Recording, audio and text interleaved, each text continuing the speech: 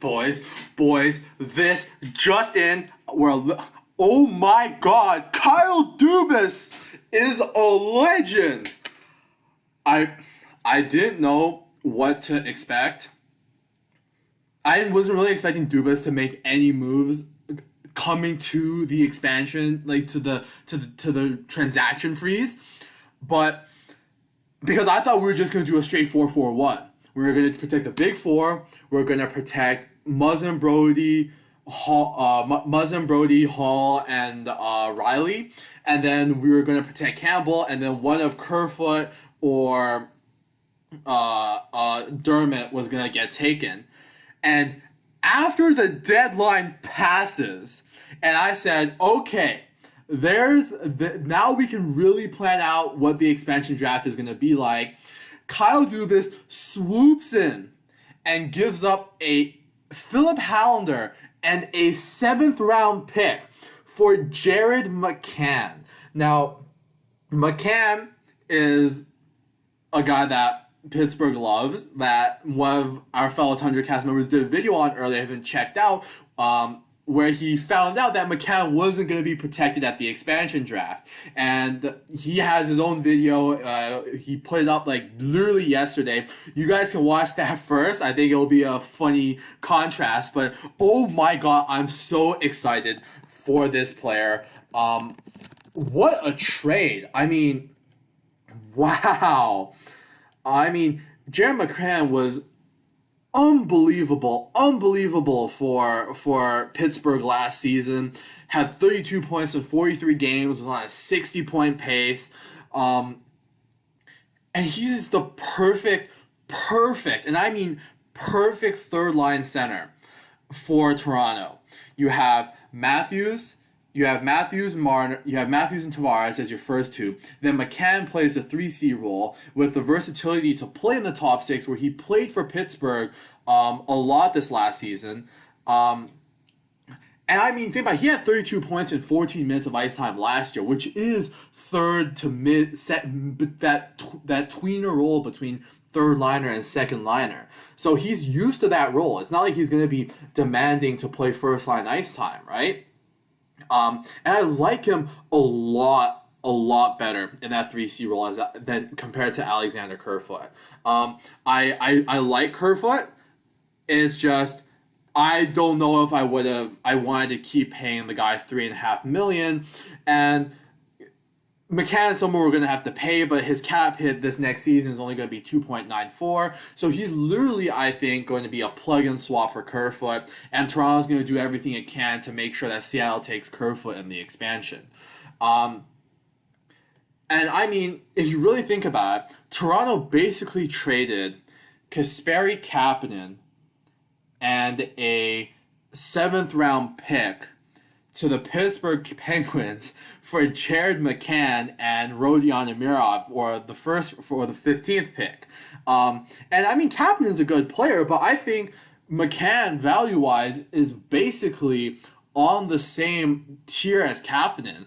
I would say McCann probably has even higher upside than Kapanen does, because Kapanen is basically that tweener second, third line guy who had a hot stretch this last season. But McCann, a lot of Penguins fans were telling me he was their future to their top six. And to be able to get him for Hallander, who we got from Pittsburgh in the first place, and not having to give up any really meaningful assets back, is amazing. And this is why people give Dubas, crap for some of the moves that he makes. But the one thing you cannot deny is this man knows how to draft. And losing Hallander, while I think Hallander can be a good player, he's going to be at his best what McCann is right now. And what Toronto needs are not future McCanns. Toronto needs a McCann this season, this coming season, because this core the cap is going to start crunching, and we got to be able to make that run, and McCann helps that. Hallander is someone who could help us if he pans out 3-4 years from now. He's not going to be NHL ready in the next 3 seasons, that's for sure.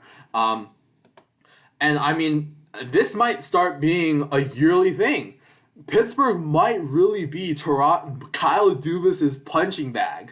Paul Ferris Kyle Dubas is Paul Ferris is not is Ferris's punching bag, but Pittsburgh, whoever their GM is, might be Dubas's punching bag. I mean, oh my god. I'm super excited. Obviously, there's going to be the logistics of paying him, but he's an RFA, which means that we do have some of his rights.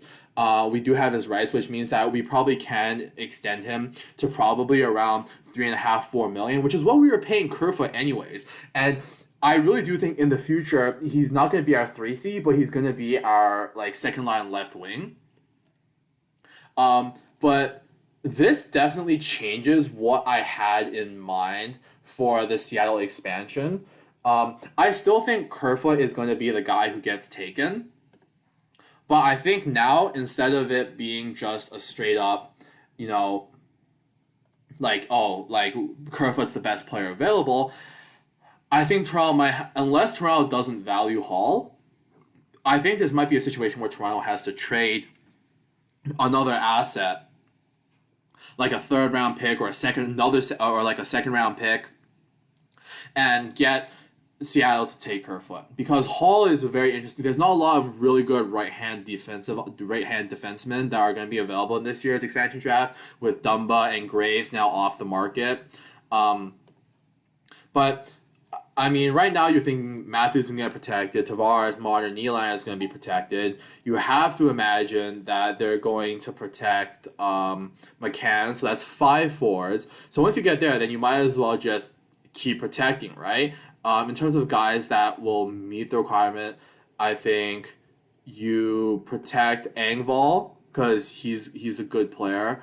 And I think you probably protect Wayne Simmons. I think those are the 7 guys you protect, because I do not think Seattle is going to take Jason Spezza. Toronto could protect Spezza, but I don't think it's going to happen, because I think even though Spezza would probably be the best value pick forward-wise compared to Kerfoot, I think Seattle also knows that Spezza, he's at the end of his career. He's 38. He wants to play in Toronto, and he will retire if Seattle picks him, like what he did at the waiver when he got sent on waivers. So I don't think they're going to need to waste a spot to protect Spezza. And defensively, it's going to be Muzzin, Riley, and Brody, which means it's really between Hall and Kerfoot now. And now the Dermott extension makes 10 times more sense, because really Dermott isn't going to be considered for being drafted now. I don't think he's even in contention. I think it's either going to be Kerfoot or it's either going to be Hall. And if I'm being honest, I really wouldn't mind it if Toronto just let them take Hall.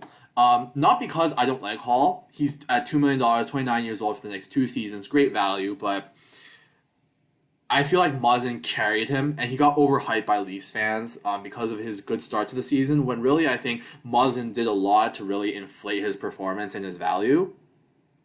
I'm really glad that Mikheyev is exempt from the expansion. Thank God, because I mean, with this trade now, Wayne Simmons or Engvall would probably have to be unprotected in order for us to keep Mikheyev. But now we can keep both of them. We don't have to risk losing either. But I'm super excited for this trade. I love Mccann. I think he's going to be a great player for Toronto. And he's only 25 years old. He's the same age as a guy like Nylander. And he is 1 year younger than Kerfoot and cheaper. And we're going to have his RFA right. So I mean, I have my doubts about Dubas. Obviously, I'm concerned on what other moves we need to make in order for this team to perform in the playoffs. But this is a great start to the off season, and I can't wait. I'm going to temper expectations, because I always get excited over this team, and a lot of the times, in the end, it comes to bite me in the ass.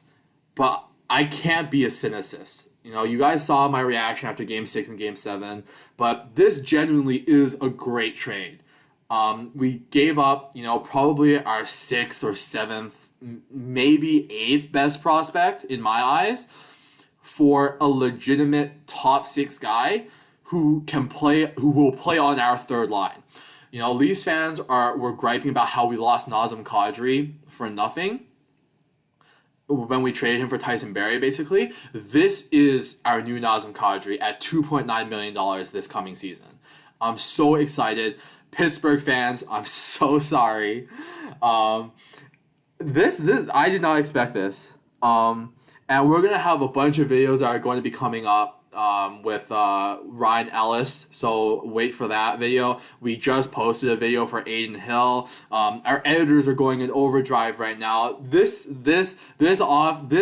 pre-deadline frenzy has been crazy, and we're all for it. If you want to keep watching the content, if you want daily updates, make sure to hit the subscribe button.